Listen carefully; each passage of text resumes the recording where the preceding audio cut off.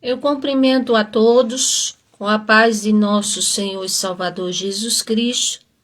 Deus te abençoe, abençoe a sua casa, a sua vida, a sua família. Hoje eu trago uma palavra, como diz, muito encorajadora, verdadeira, maravilhosa para os nossos corações. Como sempre costumo dizer, a palavra do Senhor, ela sempre é maravilhosa. E aqui hoje eu apresento 5 razões maravilhosas para buscarmos a Deus com voluntariedade. Por quê? Porque existem pessoas que estão na casa de Deus, mas não têm satisfação por estar lá. E não é o problema mesmo, não é a sua vida, mas é o seu tipo de vida espiritual que você está vivendo e cultivando em nome do Senhor Jesus, mas que nem sempre está de acordo com a palavra de Deus. Por exemplo, tem pessoas que dizem assim: eu estou na igreja porque eu sei que só Jesus mesmo é o caminho. Somente Ele é o caminho, mas por outra coisa não. Eu só estou na igreja por causa disso. Ora, quer dizer, você só está na igreja por quê? Porque sabe que Deus é o único Deus verdadeiro, mas não tem satisfação de servi-lo, de cultivar uma comunhão, de abrir o coração para amar a Ele sobre todas as coisas e ao próximo como a si mesmo. Então você está no caminho, mas você está, como diz, de forma seca. E então com isso, como diz, muitos não desfrutam as bênçãos de Deus por isso. Outros estão na casa do Senhor com medo de ir para o inferno. Eu estou na casa de Deus. Eu estou na presença de Deus. Mas se alguém perguntar por quê? Aí a pessoa dirá, só tem 2 caminhos, o céu e o inferno. Quer dizer, mas você está na casa do Senhor apenas com medo de ir ao inferno? Então, a sua caminhada com Deus ainda está faltosa. Faltosa, porque o Senhor não quer um seguimento a Ele, vamos dizer, forçado. Não quer que as pessoas sigam a Ele com medo dEle. Não quer que as pessoas sigam a Ele porque sabe que o caminho é esse, não há outro. Não, não é assim. O Senhor quer que sigamos a Ele com o coração aberto, voluntário, com amor, com gratidão em nossos corações, sem ser forçadamente, como diz, deliberadamente, independente pelo que Ele possa dar, mas sim pelo que Ele é. Então é assim que precisamos nos achegar ao Senhor Deus. Isaías 55, a partir do versículo 1 até o versículo 9, é o texto que eu deixo como leitura, e logo após irei expor a vocês o porquê é maravilhoso buscar o Senhor Deus. Aqui diz, na verdade, Isaías, ele considerado um profeta messiânico mesmo, 2000 anos antes da vinda do Senhor Jesus Cristo, ele está aqui fazendo um convite. O Espírito Santo enche a boca dele para falar um convite de salvação para todos os viventes, para todos que o ouvissem. Ele diz: ó vós todos que tendes sede, vinde às águas. E vós que tendes dinheiro, vinde, comprai, comei. Sim, vinde, comprai sem dinheiro, sem preço, vinho e leite, ou seja, isso espiritualmente falando, ou seja, pessoas têm sede. A Bíblia diz que haveria um tempo onde seria notável a fome e a sede principalmente pela palavra de Deus. Sede por quê? Porque as pessoas elas querem saber a verdade. As pessoas elas querem parar de sofrer. As pessoas elas querem ter a consciência do que é certo.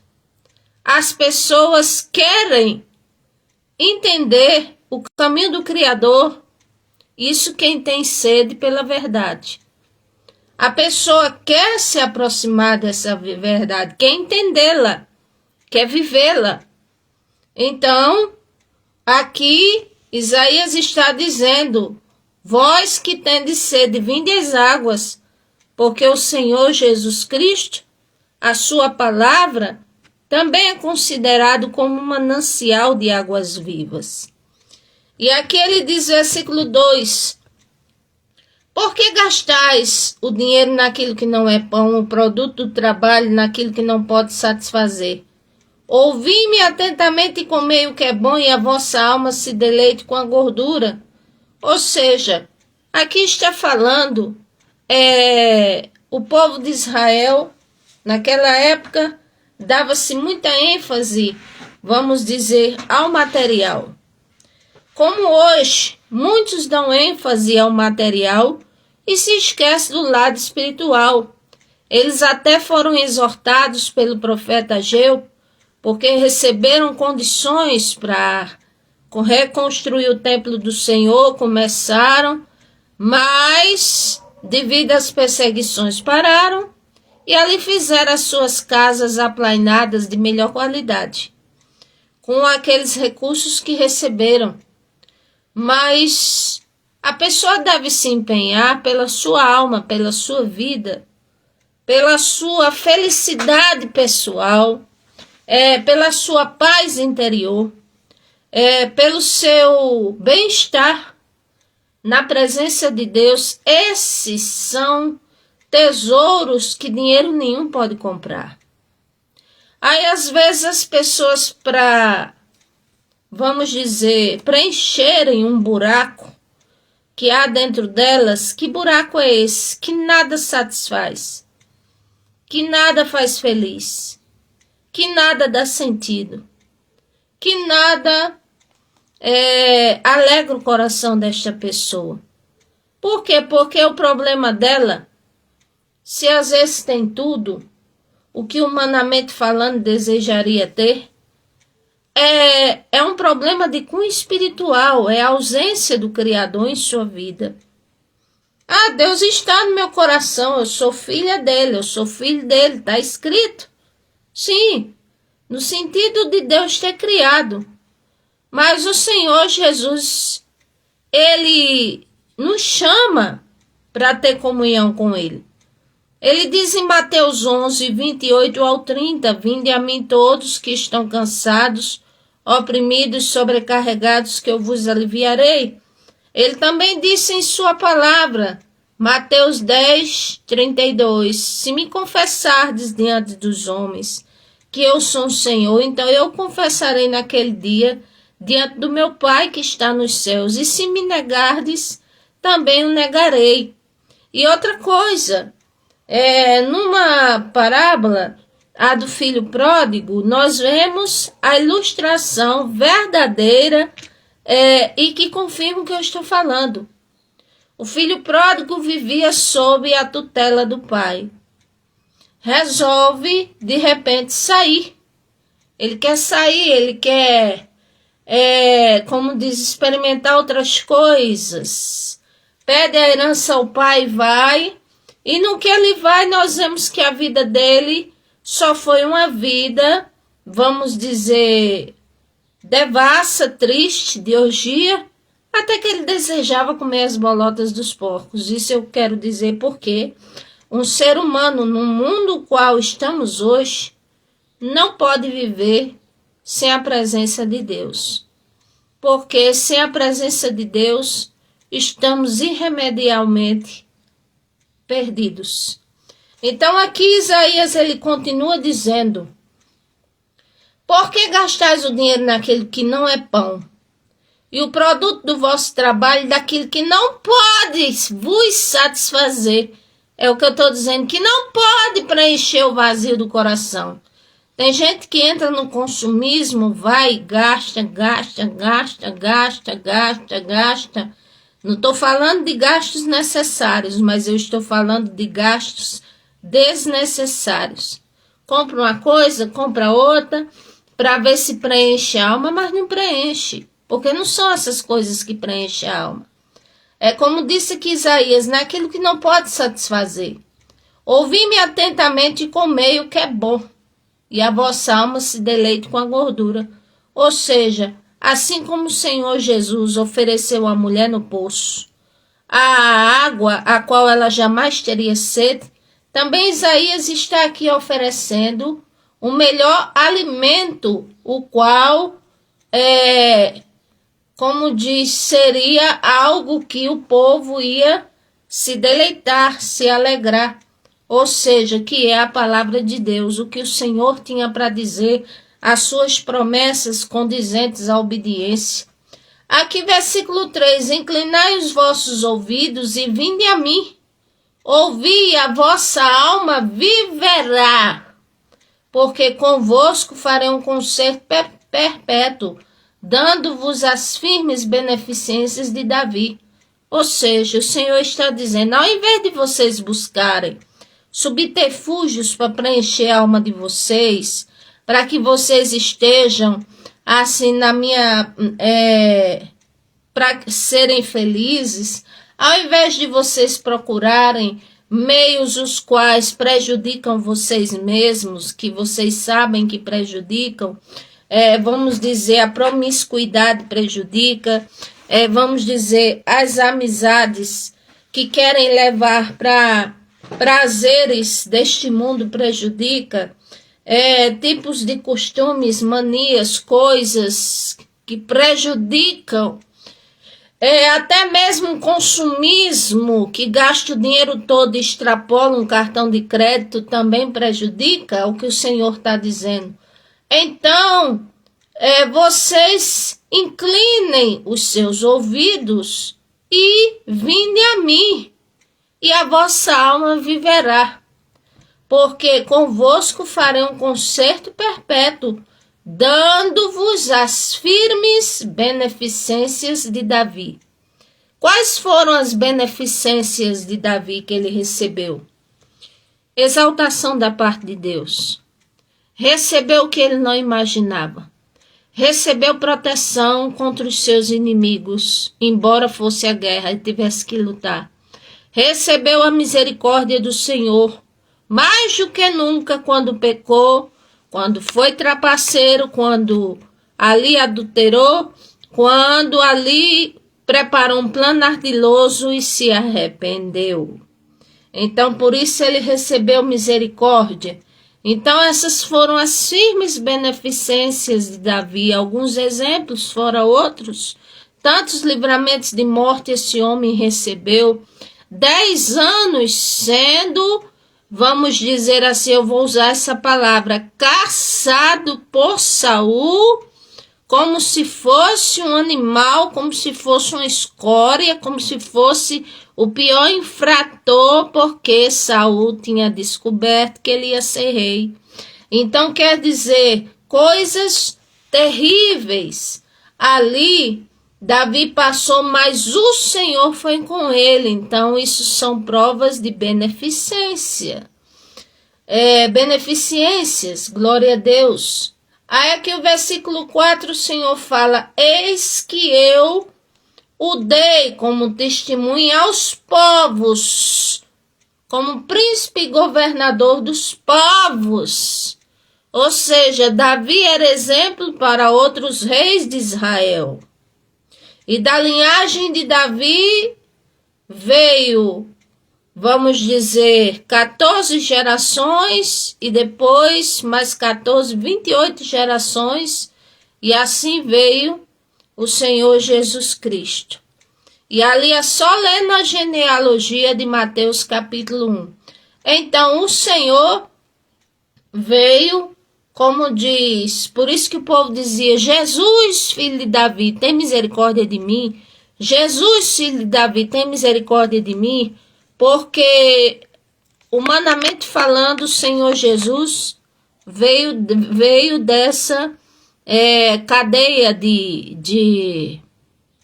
vamos dizer, de pessoas, desse conjunto de pessoas, dessa prole de pessoas. Aqui ele diz: eis que eu dei como testemunha aos povos, como príncipe e governador dos povos. Aí aqui, como príncipe e governador dos povos, de certo Davi teve muitas conquistas, conquistou muitos despojos, mas na patente do mundo inteiro como príncipe, governador e Deus e santo dos povos é o Senhor Jesus Cristo. Aqui, versículo 5: eis que chamarás a uma nação que não conhece, a uma nação que te conheceu, correrá para ti por amor ao Senhor teu Deus, o Santo de Israel, porque ele te glorificou. Então, o Senhor está dizendo aqui que tanto foi para Israel essa palavra, como também foi um convite para todas as nações, e que, como a palavra de Deus tem relevância sobre todos os povos, épocas e nações, embora eu não esteja aqui falando realmente dentro do conceito histórico, mas eu estou trazendo uma pano de fundo do tempo histórico, mas comparando com hoje. Aqui, eis que o Senhor chamará uma nação que não conhece, uma nação que nunca te conheceu, correrá para ti por amor do Senhor teu Deus, do Santo de Israel, porque ele te glorificou. Ou seja, o Senhor está dando oportunidade para que muitos, que é esse povo, dentro do povo de Deus, terá um povo, os remanescentes, lavados e remidos no sangue de Jesus, e que assim estarão na presença do Senhor. Por que dentro de um povo o Senhor tirará o povo? Porque nós temos visto a apostasia, nós temos visto as heresias, nós temos visto muitos escândalos, nós temos visto muitas coisas errôneas, distorcidas, muitas coisas que não era para existir no rol do povo do Senhor, mas existe porque somos humanos e porque somos falhos. Mas no meio de um povo, o Senhor, como diz, escolherá os remanescentes para o louvor da sua glória. E aí eu pergunto, você quer estar no rol do povo de Deus, mas só de aparência, aparentemente falando, tecnicamente falando, ou quer verdadeiramente fazer parte dos remanescentes, que são como aquelas 5 noivas que as suas lamparinas estavam cheias de azeite. Então temos que prestar atenção. Então o Senhor, ele confirma mais na frente sobre essa nação. Ele diz em Isaías 64, eu fui buscado por um povo que não procurava por mim. Melhor dizendo, Isaías 65, versículo 1. Isaías 65, versículo 1. Fui buscado por um povo que não clamava por mim, que não perguntava. Eu fui achado por aqueles que não buscavam por mim.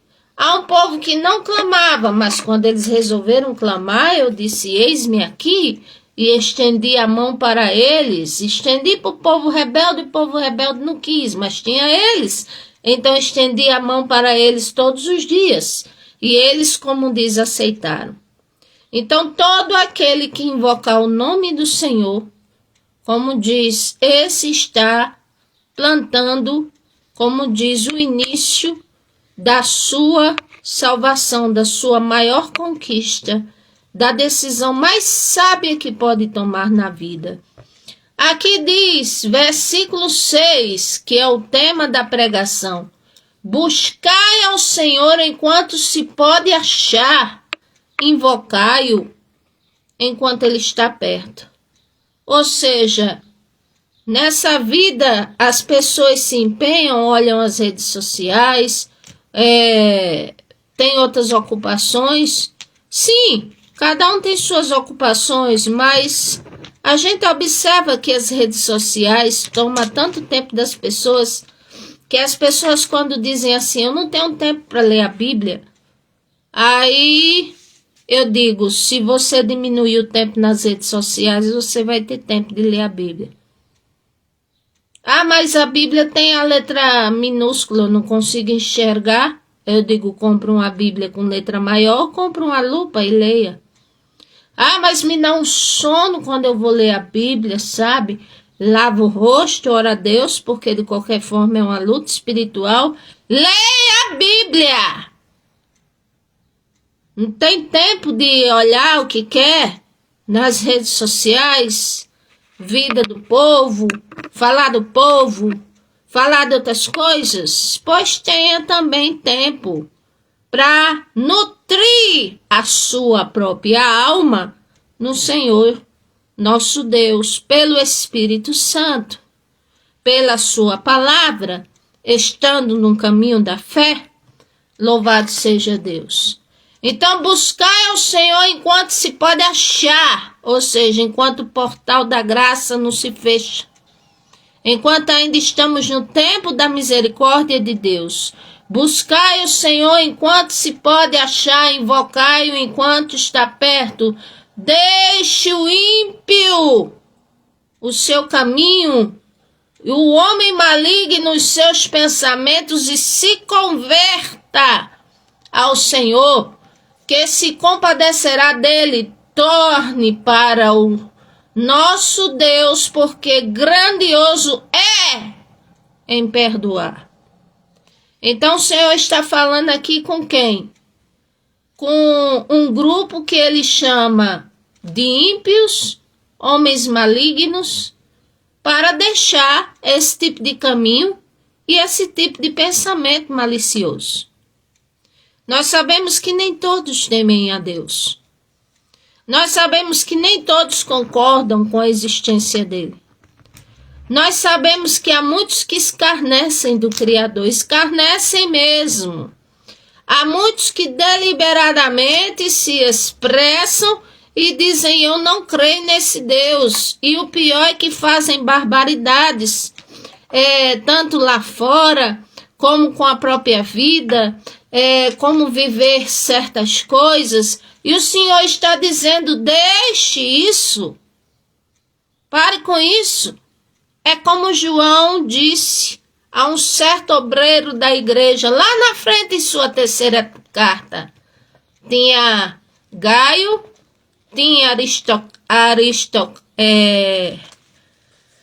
tinha Aristarco e tinha outro. Aí o Senhor usou a boca do servo de Deus João e disse ao que estava fazendo mal à igreja, ao que era ímpio, ao que não deixava ninguém entrar, ao que ficava ali vituperando a mente das pessoas, maltratando os irmãos. Aí João falou e disse, olha, faz o bem. Será possível? Faz o bem. Enquanto tu pode fazer, faz o bem. Será possível que é tão difícil assim fazer o bem? Tem luta espiritual? Tem gente que não concorda? Tem gente que vai chamar você de bobo? Vai. Tem gente que não quer? Sim. Mas acontece que é o certo a fazer.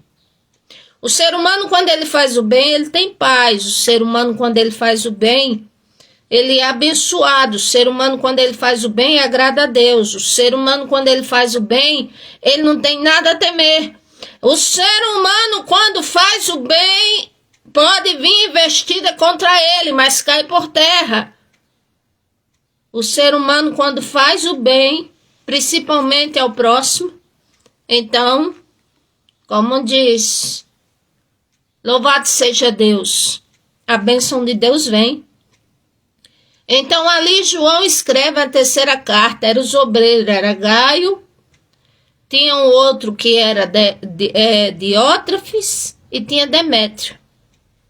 Perdão, não tinha Aristarco, não, era em outra carta. Então aqui, o Senhor falando através de João e saudando aos três. E João, mesmo distante, mas sabia de tudo. Tinha as informações. Se não fosse alguém para informar, era o Espírito Santo que informava ele. Não é? Gaio estava fazendo um excelente trabalho, amando os irmãos, cuidando das almas, e João ficou alegre. Aí quando foi falar de Diótrefes, pense numa tribulação de 10 dias, era o tal do Diótrefes, que ele ali procurava não ser amistoso com as almas, proferia palavras maliciosas. Ele ali contendia com os irmãos, não recebia os irmãos, não queria que a igreja crescesse, não queria que o povo fosse liberto. Como diz, lançava o povo para fora da igreja. É o que diz o versículo 10 da terceira epístola de João. Homem difícil. Era um bom servo, excelente, mas do diabo. Então, ele foi aconselhado, igual Caim teve a oportunidade, ele também teve. João disse, olha, amado, não siga o mal, mas faz o bem. Porque quem faz o bem é de Deus. Mas quem faz o mal não tem visto a Deus, não é de Deus, não. Faz o bem. Então, o que o Senhor está dizendo aqui, deixe o ímpio o seu caminho, em Isaías 55, 7. Deixe o ímpio o seu caminho, o homem maligno os seus pensamentos, se converta ao Senhor, mude, seja uma boa pessoa. Eu não consigo encontrar nada bom em mim. Consegue, porque quem te criou não foi o diabo, não, foi Deus.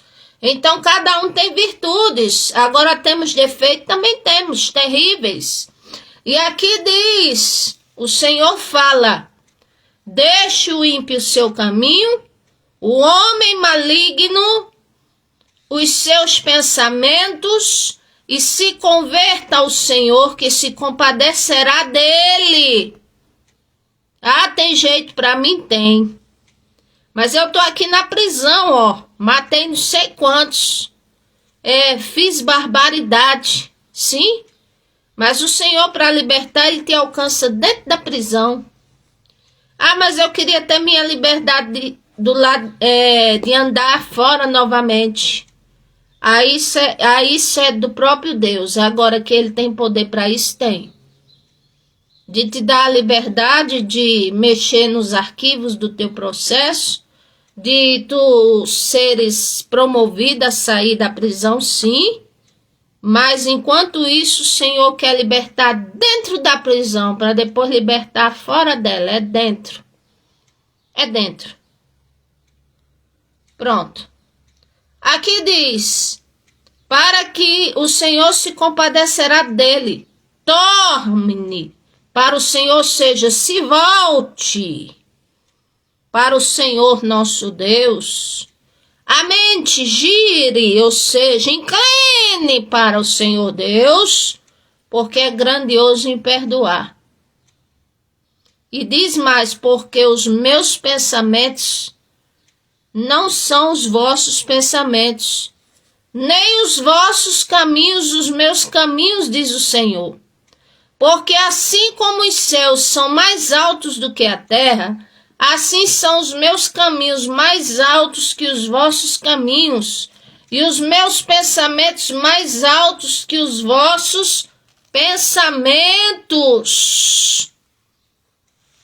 Então, às vezes a pessoa pensa e diz assim, chegou meu fim. não tem mais jeito. Estou dando um exemplo. Estou doente, fui condenado a um problema de saúde que não tem jeito. Outros dizem assim, eu fui condenado à prisão, vou passar 30 anos aqui, e olha lá se eu viver até lá, e quando sair já não tem mais graça. Ou então eu recebi prisão perpétua, ou alguém diz assim, eu perdi tudo. Mas o Senhor está dizendo que, por mais que você pense assim, e digo mais, por mais que seja a sua realidade o que você está pensando, mas o Senhor tem planos e pensamentos acima dos seus. E tudo que Ele quer é o nosso arrependimento, é a nossa busca, é a nossa contrição, é a nossa aproximação verdadeira a Ele, para que Ele venha mudar a nossa vida. Não é difícil para o Senhor curar, não é difícil para o Senhor essas coisas, mas o difícil é não para o Senhor, mas é porque como Ele quer voluntariamente, o ser humano vem voluntariamente com amor para Ele. Aí isso é que é difícil nós vermos, porque o Senhor não quer fazer isso, não quer que as pessoas venham até Ele por medo ou obrigação. Quer que as pessoas venham a Ele voluntários, independente se sejam abençoados ou não, tem mais essa.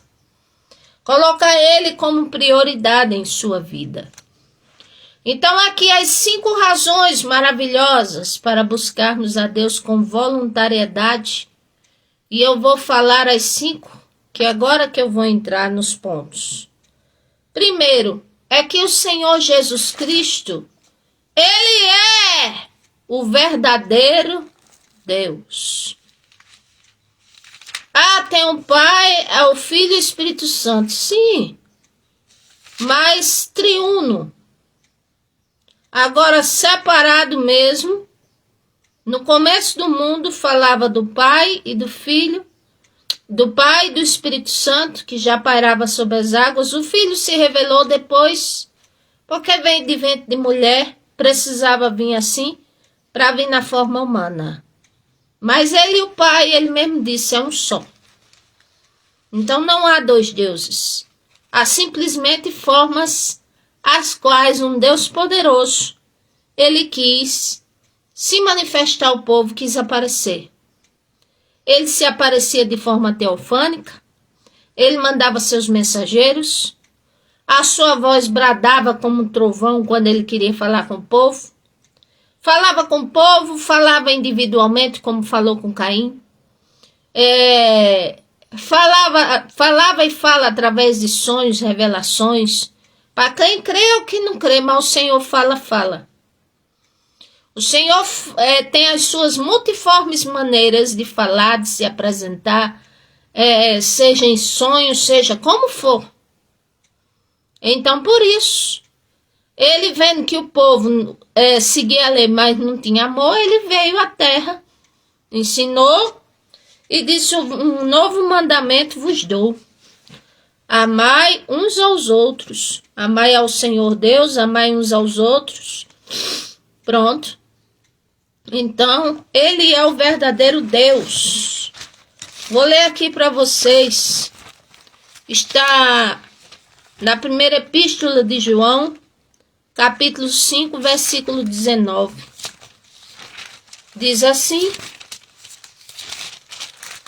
5:19. Sabemos que somos de Deus e que todo mundo, ou seja, o mundo que vivemos, infelizmente está no sistema do maligno. E sabemos que já o Filho de Deus é vindo e nos deu um entendimento para conhecermos o que é verdadeiro. E no que é verdadeiro estamos, isto é, em seu Filho Jesus Cristo. Este é o verdadeiro Deus e a vida eterna. Aí diz depois, versículo 21, filhinho, guardai-vos dos ídolos.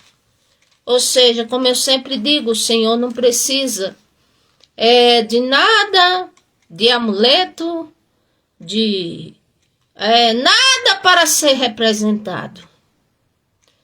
Só uma coisa que o representa, de elemento que pegamos fisicamente e outro espiritualmente. Uma coisa que o representa é a Bíblia, que é a sua palavra falada, o que ele quis revelar para nós. E o que é no âmbito espiritual é o Espírito Santo, que o representa. Então aqui, ele é o verdadeiro Deus. Ah, mas eu sirvo a Deus A, Deus B, Deus C, Deus D. Ah, não concordo não com isso não. Sim, você... A Bíblia diz, quem tiver sujo, se suje mais ainda. E quem tiver buscando a santificação ou conhecer o Senhor, procure mais ainda. Sim, faça como quiser. Você tem todo direito, a vida é sua. Mas eu quero dizer, afirmar categoricamente, sem nenhum resquício de dúvida, que só há um Deus e não há outro. As imagens são representações de Deus e segundo a imaginação humana, que assim imaginaram e assim expandiram isso. No mundo tem tanto tipo de deuses, de D minúsculo, que até pessoas idolatradas, para certas pessoas, são como deuses. Mas Deus verdadeiro só existe um. É o Senhor Jesus Cristo. Então essa é a primeira razão para buscarmos a Ele. Se eu não busco o verdadeiro Deus, então eu não estou no caminho dele. Aí eu creio em Deus. Aí eu digo, que Deus? Ah, o Deus do céu. Certo, mas como é o nome dele? Ah, porque no Velho Testamento fala o nome Jeová. Eu digo, sim, é um dos nomes dele. Jeová, eu sou o que sou, Emanuel, maravilhoso, conselheiro, Deus forte, Pai da eternidade, príncipe da paz, verdadeiro, o alfa, o ômega, o princípio, o fim, o último, o derradeiro, rosa de Saron, lírio dos vales, estrela da manhã, Senhor dos exércitos, o todo-poderoso. Sim? Pai? Sim? E outros nomes dados a ele, títulos. Mas aí quando o anjo se revela a Maria, o anjo Gabriel, ele diz, como diz, você terá um filho. E esse filho, como diz, é o Filho de Deus. E o nome dele será Jesus. Pronto. Então aqui, João dizendo Jesus, ou Jesus Cristo, que a palavra Cristo quer dizer que foi crucificado. Este é o verdadeiro Deus. E somente ele tem a vida eterna para dar, não a outro. Ponto 2. Ele nos ama. Ele nos ama. Ah, mas se eu faço as barbaridades, eu já fiz muita coisa, eu já matei, eu já adulterei, eu já deixei família, eu já pintei, bordei. Não sei não se Deus me ama não. Aí eu digo sim, ele não ama as coisas que você faz, mas a você ele ama. Porque ele ama pessoas e não atitudes. Agora, porém, são as nossas atitudes que podem nos aproximar dele ou podem nos afastar dele. E são as nossas atitudes que definem o nosso destinatário eterno. E são as nossas atitudes que são capazes de, assim, definir a nossa plantação, a nossa colheita, melhor dizendo. Então, se eu fiz, mas se eu me arrependo, o Senhor perdoa. Provérbios 28:13 fala sobre isso. O que confessa o que encobre suas transgressões, ou seja, que nega até o fim, que diz que não fez, ou que se faz de vitimizado, ele nunca prospera. Mas o que confessa e deixa, alcança misericórdia. Então, temos que observar por esse ponto. O Senhor nos ama, sim. E como é o amor dele? É se eu for bonzinho? Não, é incondicional. Como eu já disse, porque ele criou a todos. Ele ama a todos. Agora, é claro que às vezes o ser humano é capaz de ser tão mau que às vezes aborrece o próprio Deus. Aborrece. Caim extrapolou, aborreceu o próprio Deus. Manassés extrapolou, aborreceu o próprio Deus. O povo de Israel extrapolava na idolatria, aborrecia, entristecia o próprio Deus. O mundo inteiro, nos tempos primórdios, extrapolou, sim. O pecado de Caim se multiplicou, como diz, foi lá para o topo da enquete. Aborreceu o próprio Deus, sim. Trouxe tristeza ao Senhor, enfado. É tanto que ele mandou o dilúvio. Mas preservou, como diz Noé e sua descendência. Porque sempre, é claro que nada é tudo 100% perdido. Sempre tem um. Sempre tem uma saída. Sempre tem uma solução. Sempre tem uma pessoa. Sempre tem um jeito. Sempre tem uma vamos dizer, sempre tem algo favorável. Então o Senhor nos ama? Sim. Ama. Vou provar na palavra? Vou. Dando alguns versículos. Mas será se ele me ama? Se ele me ama, vamos ver o que a Bíblia diz. Para estarmos esclarecidos. Aqui Provérbios 8:17, o Senhor diz: eu amo os que me amam, e os que de madrugada me buscam, me acharão. Riquezas e honra estão comigo, sim, riquezas duráveis e justiça. O Senhor está dizendo: eu amo os que me amam. Então o Senhor ama no singular? Sim, mas não é só um específico. Ele está dizendo: eu amo, está no singular. Os que me amam, ele fala. Louvado seja Deus. Nos ama incondicionalmente? Sim. Ama principalmente os que amam a ele? É. E os que buscam a ele de madrugada? É. Por quê?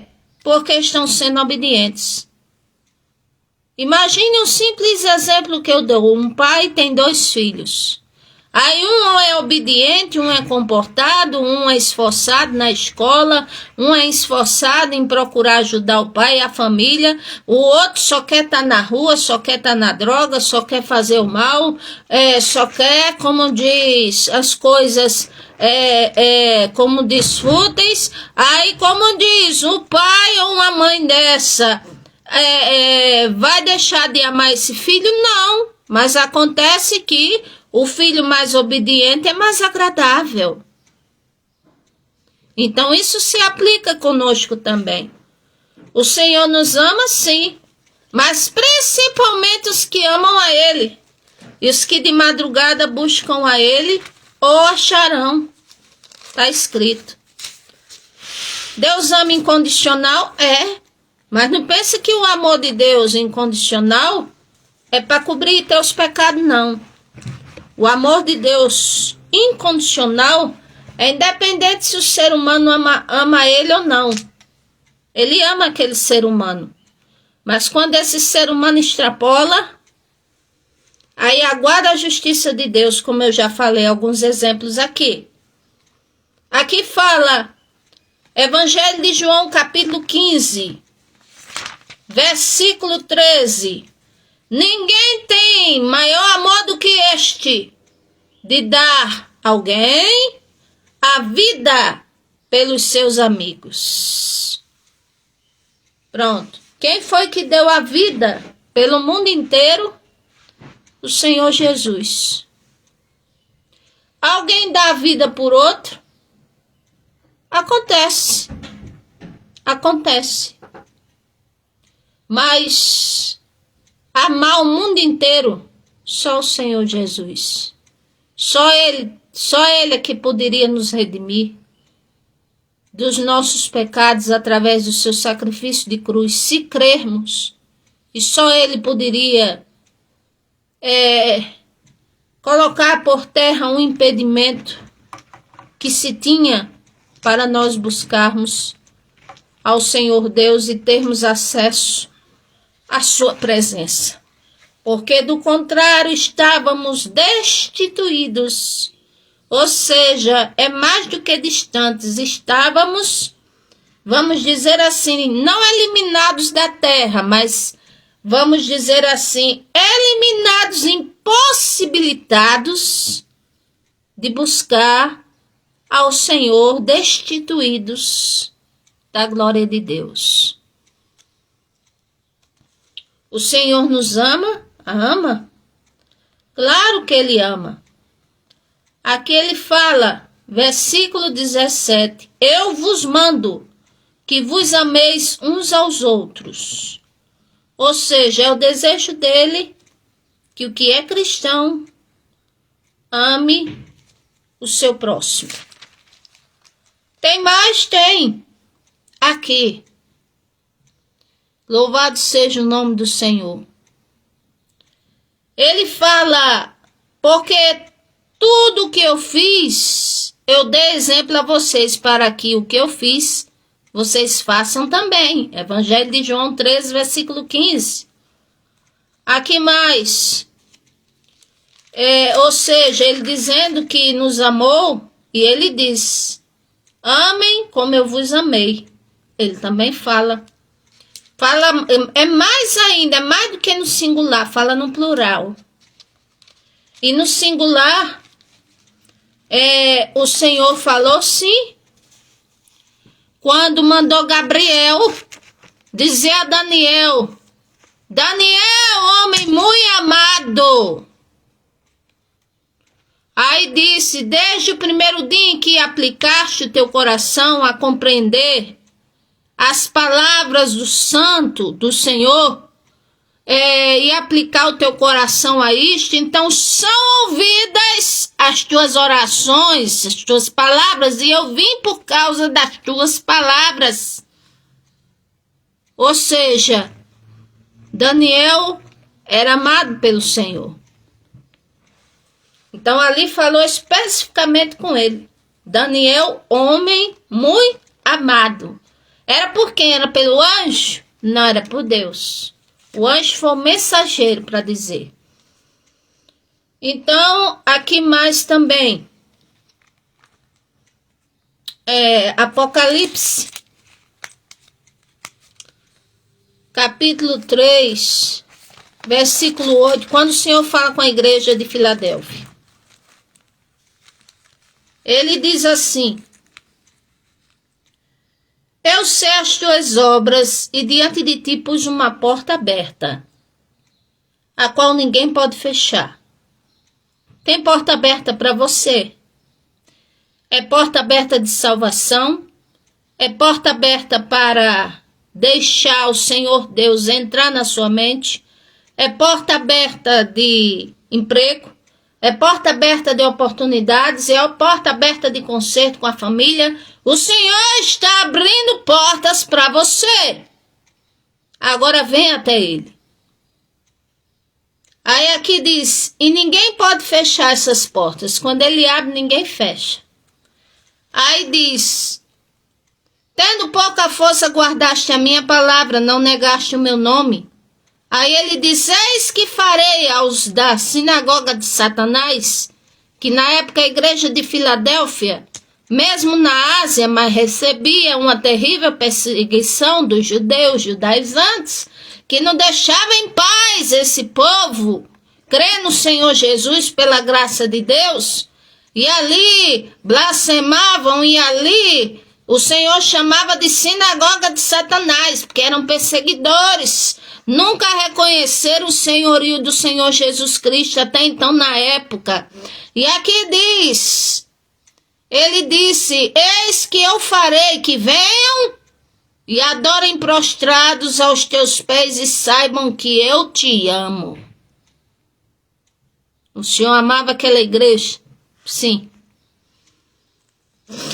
O Senhor ama os que buscam Ele? Sim. O Senhor ama, como diz, de forma incondicional também.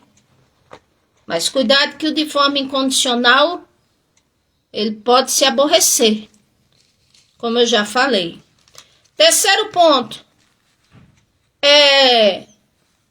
terceira razão maravilhosa pela qual precisamos buscar ao Senhor, é que sem Ele nada podemos fazer.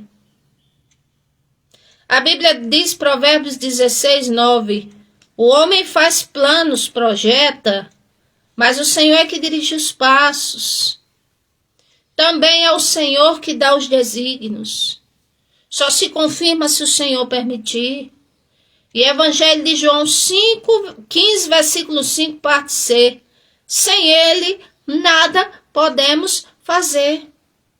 Ah, mas eu estou vivinho aqui. Eu estou vivo aqui. E eu não estou levando a minha vida? Eu digo está. Mas enquanto pode.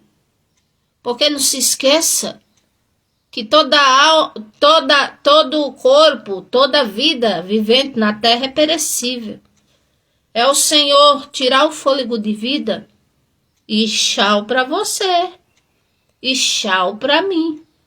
Era uma vez. Então, não se gloria de dizer, eu nem sirvo esse Deus, estou muito bem. Porque não está não. Se Ele quiser prescrutar, entrar dentro de você, Ele vai, como diz, é como se Ele desse uma torcida nos teus sentimentos.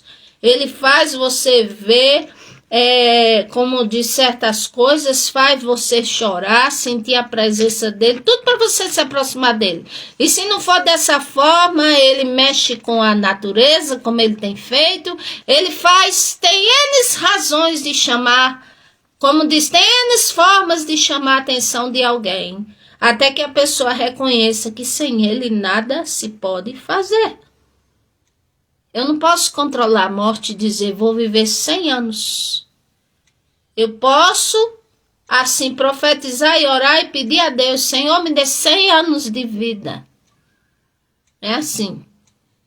Mas eu afirmar algo e dizer, vou fazer isto, amanhã vai ser assim. Aí uma coisa eu te falo, só o próprio Deus, se Ele permitir. Porque senão tem gente, porque não é assombrando. E eu sempre falo, tem gente que dorme e não acorda. Aqui, o ponto 4, a quarta razão maravilhosa pela qual precisamos buscar o Senhor nosso Deus com voluntariedade.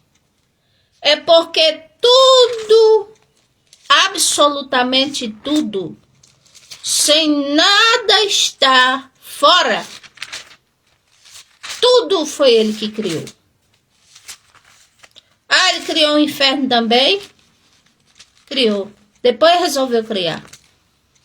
Para quê? Para o diabo, seus anjos e os desobedientes. Estendeu para os desobedientes. Para os que querem estar do lado do inimigo. Ele fala na sua palavra.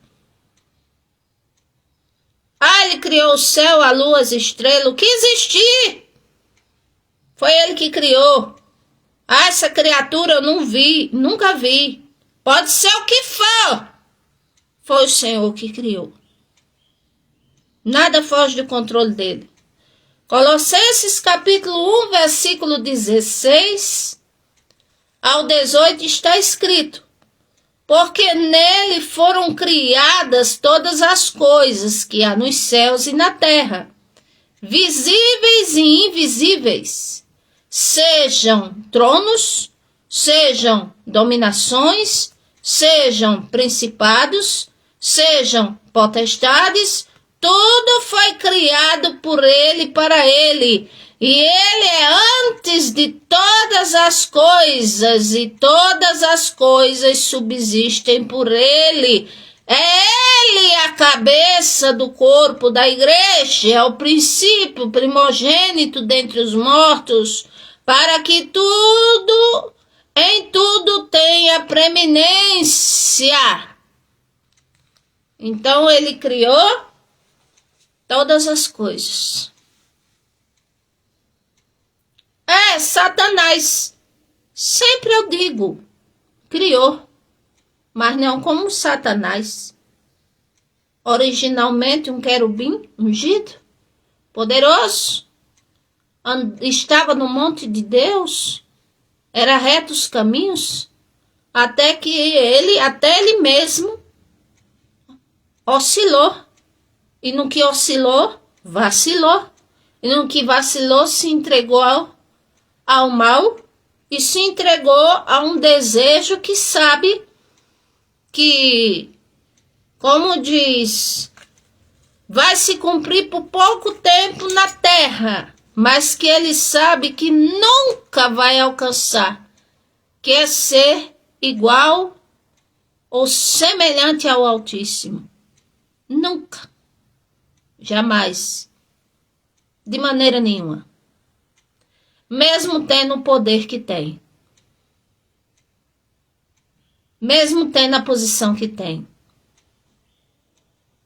Porque foi um ser criado.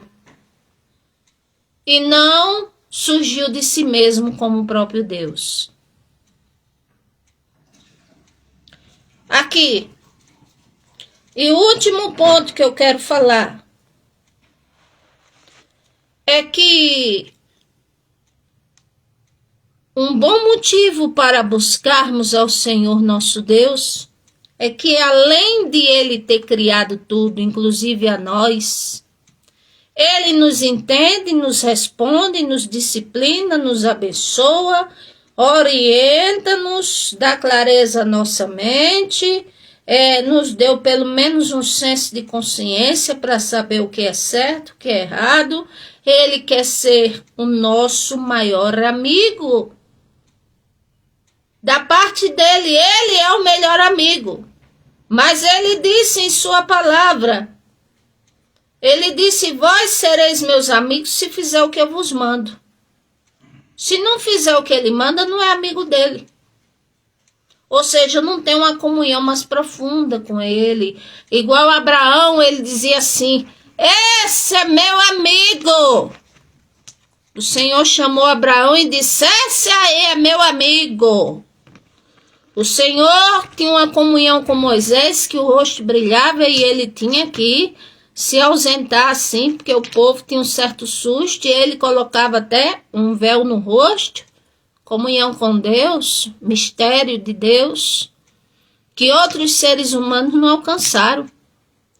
Então, quando o Senhor diz: vós sereis meus amigos, se fizer o que vos manda, ele está dizendo: eu vou aceitar você como um filho, uma filha minha, como servo, uma serva minha de verdade, quando você fizer o que eu mando na minha palavra. Aí ele diz: eu fiz e tudo dei exemplo para que o que eu fiz vocês façam também. Então é como se ele fosse misericordioso com todos. Mas para ter a amizade dele, conquistar comunhão com ele, vamos dizer, o coração dele, é só fazendo o que ele manda fazer. Então, a conclusão. Nós temos, como diz, um certo, entre aspas, livre-arbítrio para decidir em que lado queremos ficar enquanto pode, enquanto podemos, enquanto Deus não quer interferir. Porque Ele tem o poder de interferir na vida de alguém? Tem. Tem poder de interferir em uma nação? Numa nação tem. No mundo inteiro também. Agora, Ele nos dá um tempo. Ele nos dá um tempo para que venhamos a refletir nossas ações, para que venhamos ou aprofundar a comunhão com Ele ou então vir até Ele. O convite está estendido, Mateus 11, 28 ao 30. Vinde a mim todos que estão cansados, oprimidos, sobrecarregados, que eu vos aliviarei.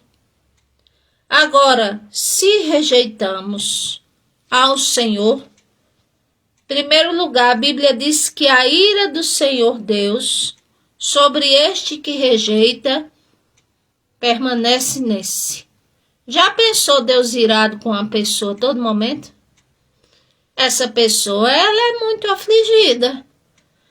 Tem portas fechadas, não é feliz. Imagina a ira de Deus sobre uma pessoa. Outra coisa, aqui está escrito, Tiago, capítulo 4, versículo 7 ao versículo 11. Quer ter comunhão com o Senhor? Quer buscar a Ele? Eu não sei por onde começar. Eu já fui à igreja, mas eu não sinto nada. Eu já fui à igreja, vi até o pastor falar palavras bonitas. Eu já fui para a igreja, mas o apelo foi feito de eu aceitar o Senhor Jesus. Mas eu queria compreender o que é isso. Pois vai compreender agora. Aqui diz, Tiago 4, versículo 7. Sujeitai-vos, pois, a Deus. Resisti ao diabo, e ele fugirá de vós. Essa palavra do grego, sujeitai-vos, tem uns 50 sinônimos ou mais, que significa por sobre, estar sujeito, estar debaixo, estar submisso, está, como diz, na posição de servo, está, como diz, se humilhando diante do Senhor, está sobre a dependência dele e outras coisas. E isso começa eu entregando a minha vida e todas as áreas da minha vida ao Senhor. Sujeitai-vos, pois, a Deus, resisti ao diabo, e ele fugirá de vós. Quando você estiver buscando ao Senhor nessa maneira, pode ter certeza que vai aparecer empecilhos no seu caminho, ou vai aparecer coisas que para você são prazerosas, para que você não venha alcançar a comunhão com Deus. Por exemplo, de repente você está se sujeitando ao Senhor Deus só começando. Aí o outro lado, que é o inimigo, vê isso, aí ele pega, na hora que você vai sair para a igreja, aí seu amigo ou sua amiga preferida bate na sua porta e diz assim, eu vim conversar contigo. Aí você deixa de ir à igreja porque foi atender a amiga ou foi atender o amigo. Aí você faz o seguinte, fica aí na minha casa que você é meu amigo, minha amiga, ou volta depois que tal hora eu falo com você, eu converso, escuto você à vontade, mas agora eu tenho que ter o meu tempo com Deus. Faça do seu tempo com Deus a sua prioridade. Alguém pode dizer, mas como? Eu trabalho, eu mal respiro, nem como. Eu digo, o que é mais importante? Teu trabalho, tua comida e tu não ter tempo ou a tua alma? O que é mais importante? Dá um espaço para o Senhor Deus em favor da tua própria alma. Que adianta conquistar tudo e perder a alma? Adianta alguma coisa? Então, outra coisa que diz, chegai-vos a Deus e ele se chegará a vós outros. Limpai as mãos, pecadores, e vós de duplo ânimo, ou seja, naquela indecisão. Eu sirvo a Deus ou não sirvo? Não, vou acompanhar ele de longe. Não, ele está no meu coração, mas eu não quero compromisso com congregação nenhuma. Ele é Deus, eu sei que ele é Deus, mas eu não tenho religião. Mas só que ele fala para congregar, que é se agregar num lugar, para adorar ele, para ler a sua palavra e ver que vai se aproximando aquele grande dia. É ele que manda. Então, achegai-vos ao Senhor Deus, ele se chegará a vós outros, limpai as mãos, e vós de duplo ânimo, ou seja, e vós que está em cima do muro, indeciso, com a mente oscilando entre Deus e o mundo, entre a mente oscilando entre Deus e a tradição que a família vive, que diz que vai morrer assim, que você deve morrer também. Como diz, aqui a Bíblia diz, purificai o coração. Porque, na verdade, uma pessoa dúbia, uma pessoa, vamos dizer, com 2 tipos de pensamento na mente, é porque falta convicções no coração.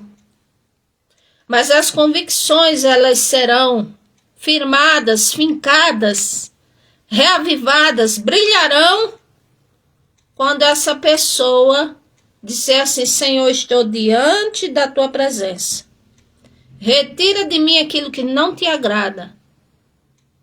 Mostra-me o teu caminho, ensina-me os teus preceitos. Quando eu peço a Deus, ele me ajuda. E eu saio de cima do muro da indecisão. Aqui fala, senti as vossas misérias, lamentai e chorai, converta-se o riso em pranto e o gozo em tristeza. Sim, o riso em pranto porque tem gente que ri à vontade, mas a vida tá só Deus. Aí não é rindo que você vai resolver seus problemas. Rir é uma maneira de se descontrair.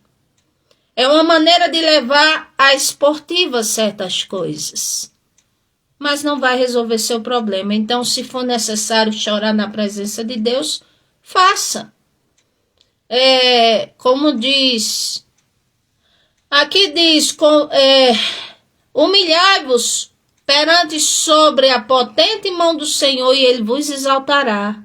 Tiago falou isso, Pedro também falou. Se humilhar, como diz, é um sinônimo, um derivado de se sujeitar. Então, como diz, se humilhe diante da presença de Deus. Como é que eu faço isso? Por exemplo, crucificando os desejos da sua carne e dirigindo-os ao senhorio do Senhor Jesus Cristo.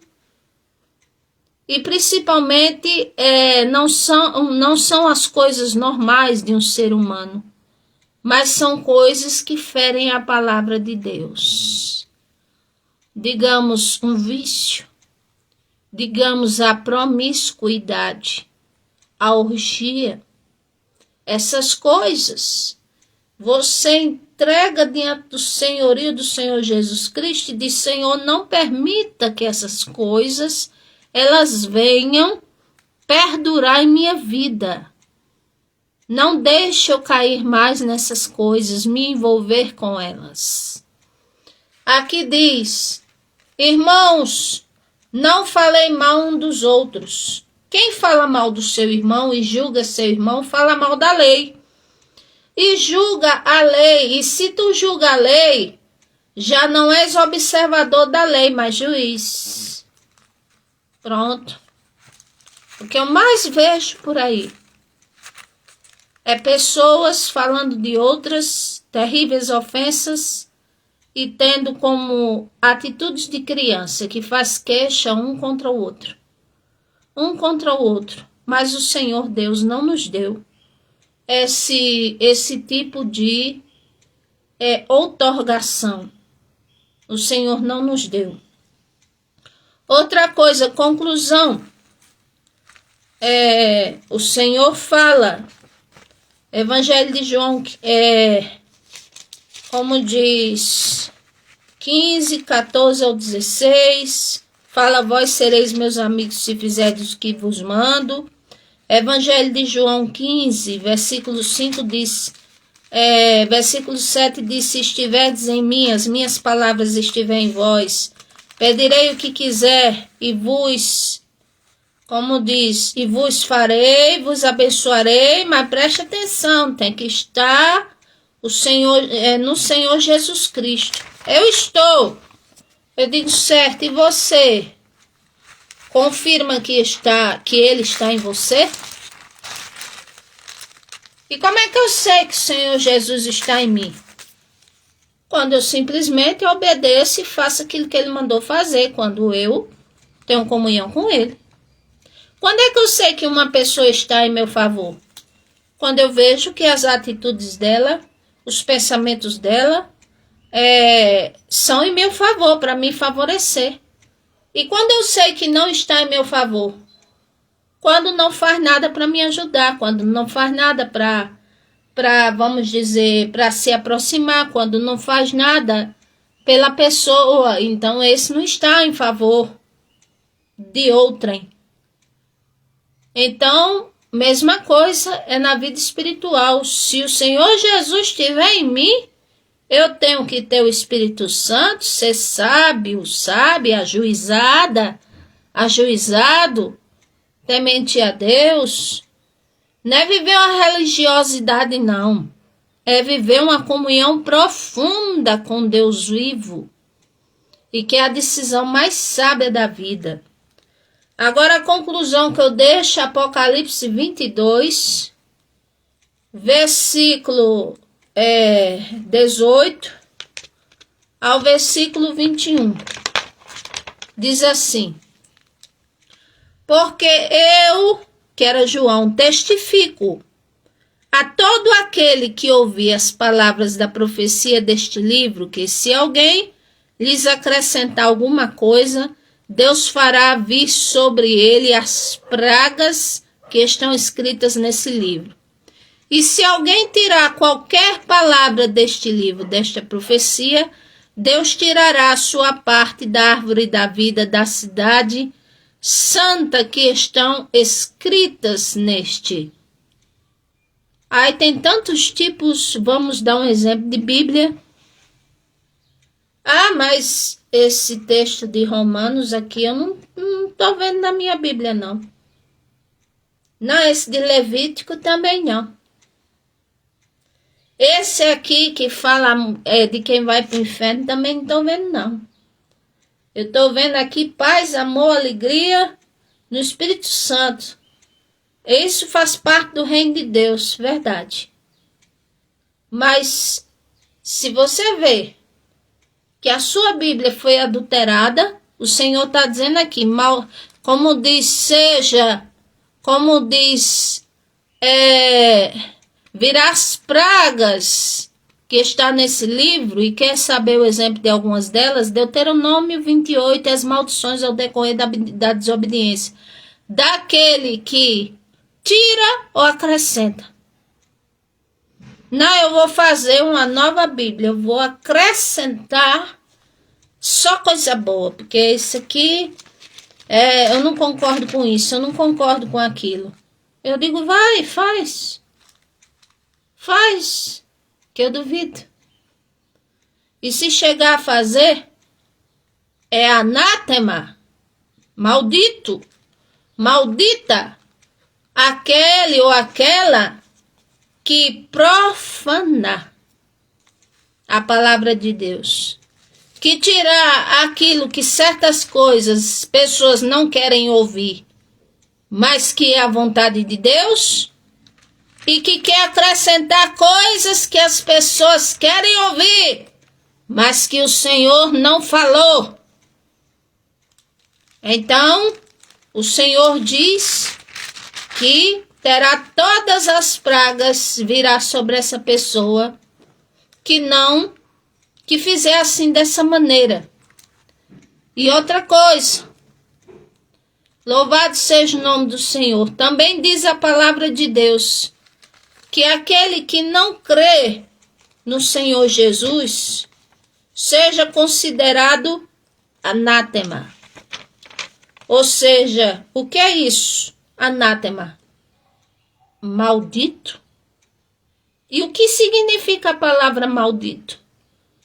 Condenado. Condenado aonde? Ao inferno.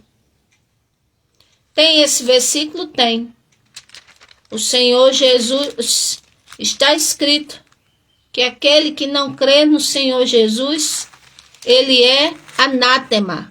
Ele é amaldiçoado. Então, cada um escolhe o que quer para a vida. Eu posso escolher o que quer. Eu digo, vai enquanto pode. Enquanto o Criador tá soltando a linha, antes de puxar o anzol, vai, faz o que quer. Mas depois, como diz, é choro e ranger de dentes com as consequências. E se Deus perdoar, amém. E se Ele não quiser perdoar? Porque Ele pode não perdoar, se Ele não quiser. Só Ele pode. Está escrito. Então que o Senhor nosso Deus nos ajude. Sem o Senhor Jesus, nada podemos fazer. Louvado seja o nome do Senhor. Que o Senhor nosso Deus esteja conosco, nos fortaleça, nos dê graça, porque o mundo está aí, as coisas estão aí, a porta está mais larga do que nunca, e a estreita está mais estreita do que nunca, mas, como diz em 1 Coríntios 16, versículo 22, se alguém não ama o Senhor Jesus Cristo, seja anátema. Maranata. A graça do Senhor Jesus Cristo seja convosco. Amém. E graças a Deus.